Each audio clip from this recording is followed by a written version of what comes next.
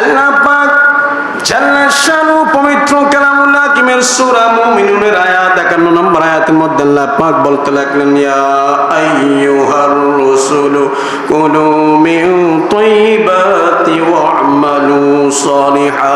জোরে বলি সুবহানাল্লাহ।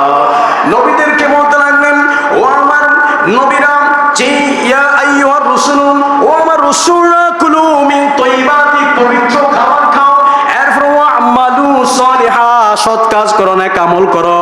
এরপর আল্লাহ পাক মুমিনদের ব্যাপারে বলতে লাগলেন, সূরা বাকারার 172 নম্বর আয়াতের মধ্যে আল্লাহ পাক বলতে লাগলেন, ইয়া আইয়ুহাল্লাযীনা আমানু কুলু মিন তাইয়্যিবাতি মা রাযাকনাকুম। জোরে বলুন না সুবহানাল্লাহ। আল্লাহ পাক বলতে লাগলেন, ইয়া আইয়ুহাল্লাযীনা আমানু, ওই জায়গার মধ্যে বলেছেন ইয়া আইয়ুহার রাসূলু, রাসূল বলেছেন, আর এই জায়গার মধ্যে বলতে লাগলেন ইয়া আইয়ুহাল্লাযীনা আমানু, আই ঈমান ওয়ালু কুলু মিন তাইয়্যিবাতি, তোমরা পবিত্র খাবার খাও, মা রাযাকনাকুম, যা আমি তোমাদেরকে রিজিক দিয়েছি, ওই রিজিক থেকে বাছাই করে যে খাবারটা পবিত্র, ওই পবিত্র খাবারটা তুমি খাও। জোরে বলুন না সুবহানাল্লাহ। আল্লাহ বলতে লাগলেন, আমি আল্লাহ দুইটি বিষয় আমি কি করেছি, মুমিন বান্দা এবং নবী রাসূলদের মাঝে সমন্বয় রেখেছি। তোমরাও হালাল খাবে, আমার মুমিন বান্দারাও হালাল খাবে।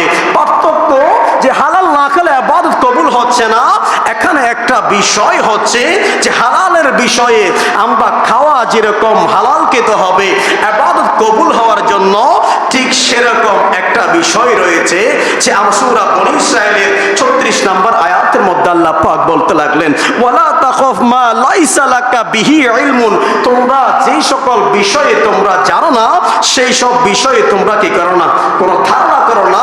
এরপরে বলতে লাগলেন, ইন্নাস সামআ ওয়াল বাসারা ওয়াল ফুআদা কুল্লু উলাইকা কানা আনহু মাসউলা। জোরে বলুন না সুবহানাল্লাহ। এই জায়গার মধ্যে বলতে লাগলেন, ইন্নাস সামআ, নিশ্চয় কান, ইন্নাস সামআ কান, এবং বলতে লাগলেন ওয়াল বাসারা চোখ, ওয়াল ফুআদা ও হৃদয়, যে হৃদয় রয়েছে সেই হৃদয়। এবার আসুন, চোখে যাদেরকে দেখা, অবৈধ মহিলাকে দেখা, অবৈধ নারীকে দেখা আপনার জন্য হারাম, ঠিক কিনা? খাওয়াটাও হালাল হতে হবে, কিন্তু আপনার দেখাটাও, দৃষ্টিভঙ্গিটাও হালাল হতে হবে, ঠিক কিনা? আমরা সেই বিষয়গুলো একটু মনোযোগ দিই এবং কানে শোনাটা, যাদের সাথে আপনার সম্পর্কের দিক থেকে যারা আপনার সামনে আসা অবৈধ মা বোনদের সাথে রাতে বেলায় ফোনে কথা বলাটাও সেটা হারাম, ঠিক কিনা? একটু কথা বলো না, ঠিক কিনা? ফোনে কথা বললে মনের মধ্যে একটা না জানি কেমন হবে, না জানি কেমন হবে, এরকম একটা মনের মধ্যে আপনি যখন বালিশে মাথা রাখবেন, একটু ভাববেন, চিন্তা করবেন কথার সাথে, তখন আপনার কাছে একটু কুমন্ত্রণা আসবে মনের মধ্যে। আল্লাহ বলতে লাগলেন, ওয়াল ফুআদা, ওই বান্দার একটু খারাপ চিন্তা আসবে, একটা অন্তরের মধ্যে খারাপ আসবে, ওই খারাপ আশাটাও, অন্তরটাকে পবিত্র রাখাটাও, এটা কি করতে হবে? অন্তরটা পবিত্র রাখাও বান্দার অবশ্যই হালাল হতে হবে। এই জন্য চোখে যে দেখা, সেই দেখার মধ্যে কি রয়েছে? জেনা রয়েছে। সেই দেখার মধ্যে কি রয়েছে? জেনা রয়েছে। দৃষ্টিভঙ্গি, আপনার দেখাটাও হালাল হতে হবে এবং আপনার কানে শোনাটাও হালাল হতে হবে। কানে অবৈধ মহিলাদের, অবৈধ নারীর আওয়াজ শোনা যাবে, দীর্ঘক্ষণ শুনে কথা বলে আপনি কল্পনার জগতে চলে যাওয়া, আল্লাহ প্রত্যেকটা অঙ্গর। এরপরে বলতে লাগলেন, কুল্লু উলাইকা কানা আনহু মাসউলা, প্রত্যেকটা অঙ্গ, হাতের এবং চোখের, নাকের সমস্ত অঙ্গের আল্লাহ কি নেবেন? কৈফিয়ত নেবেন।